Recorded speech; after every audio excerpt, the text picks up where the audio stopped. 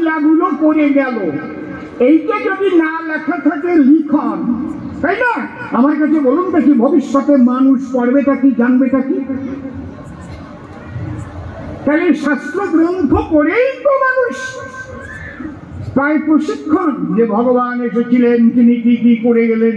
তাহলে কীর্তন গাওয়া লাগতো না, খালি রামায়ণ গেয়ে বেড়াও দিয়ে অনিতার আর পদাবলী গাওয়া লাগতো না।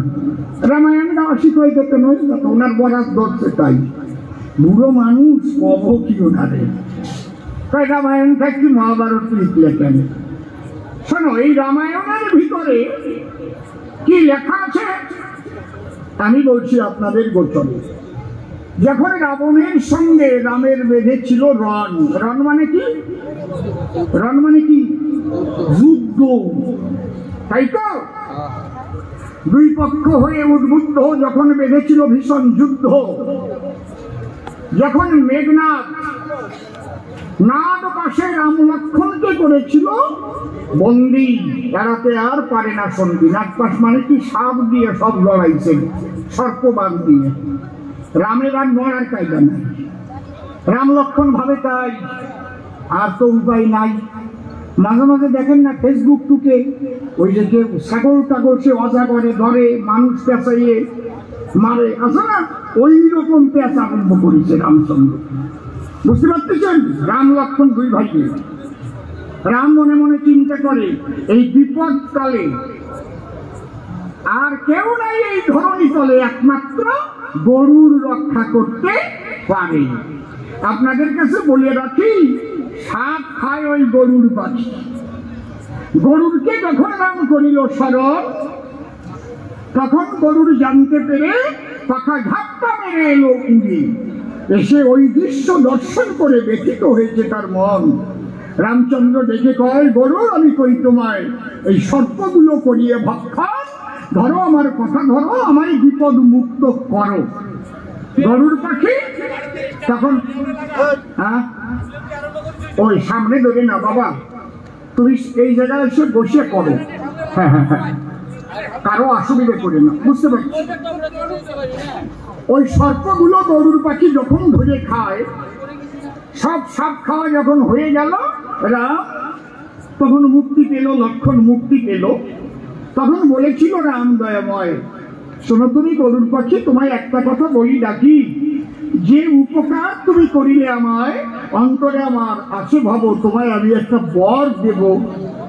বলো তুমি কি বর চাও এই সময়? যখন রাম রঘুবর দিতে চাহে একটা বর, আনন্দে ভরেছে গরুরের অন্তর।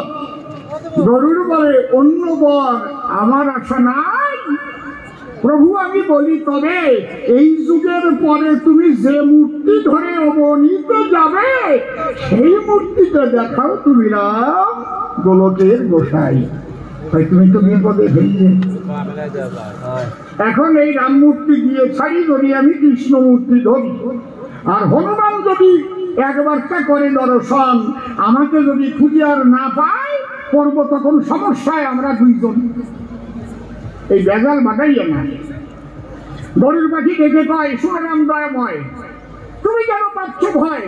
আমি পাখা দিয়ে তৈরি করব সুন্দর একটা গড়, ও তো বড় পাখা তো, আর তুমি ওই গিয়ে গড়ের ভিতর আমি পাখা দিয়ে গড় করি, আমি করো জোরে, তাকে থাকবো তোমার দিকে এক নজরে।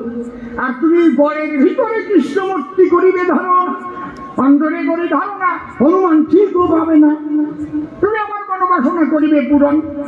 তার কথা মন্দ নয়।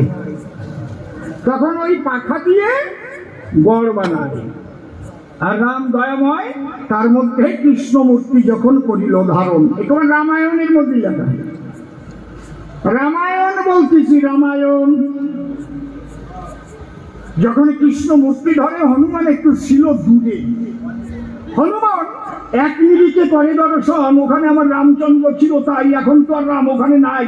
আমার ওই পাখা দিয়ে কি যেন দেখতে পাই, লাভ দিয়ে পাখার কাছে এসে অমনি দাঁড়ায় এসে পবননন্দন। পাখা তো আর ওই টিনের না, দেওয়ালও না, অত হাত দিয়ে ফাঁকা করা যায়, তাই না? পালক দেওয়া পাখা, হনুমান টান দিয়ে করেছে ফাঁকা। ফাঁকা করে তাকায় দেখে তাই আমার রাম তো এমনি করে নাই। একটা অন্য মূর্তি যখন করে দর্শন, ওই মূর্তি দর্শন করে হনুমান তখন হুঙ্কার ছাড়ে, এই গরুর পাখি, তুই কোন কর্ম করেছিস? সাধন অন্তরে আছে ভাবো, এবার করে চরম শিক্ষা দেব। গরুর ভয় পেয়ে পাখা ঝাপটা দিয়ে করেছে পলায়ন। রামচন্দ্র কি করিল? কৃষ্ণ রূপ ছেড়ে রাম হয়ে দাঁড়াইল। হনুমান প্রণাম করে চটপট। এইবার হনুমান বলতে, ঠাকুর তুমি সিরিয়া কি আর হইলে কি? আবার ওই রূপ ছেড়ে দিয়ে এখন তুমি হলে আবার রাম কমলা।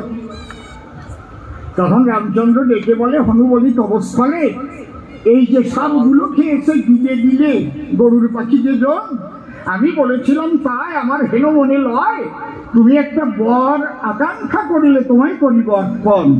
ও ডেকে বলেছিল, আমার গোচর হে রাম রঘুবর, এর পরের যুগে যে মূর্তি তুমি করিবে ধারণ, তুমি আমার কথা নাও, কৃপা করে সেই মূর্তি দেখাও। তাই ওরা কৃষ্ণ মূর্তি করাই দর্শন। ও একটু সাপ খাইয়া পরের জন্মের মূর্তি দেখে যাচ্ছে, আর এতটা করলাম আমার বাচ্চা কৃষ্ণ না, আমারও বর দিতে হবে।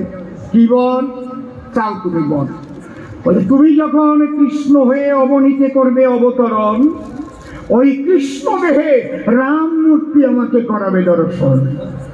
একবার নয়, 2 অবতারে আমি তোমার শরীরে আমার রাম মূর্তি দেখতে চাই, করাবে কিনা তাই বলো। এখন রাম বাপ্তিসে 2 অবতার কেন, 7-8 অবতারে বললেও তো শুরু করে দেখাতেই হবে, তাই না? হলেও তো রাগ হয়ে এবার খেতে হবে, কি করবে তার তো ঠিক নাই। রামচন্দ্র বলে, তবে তোমার মনোবাসনা পূর্ণ হবে, কৃষ্ণ রূপে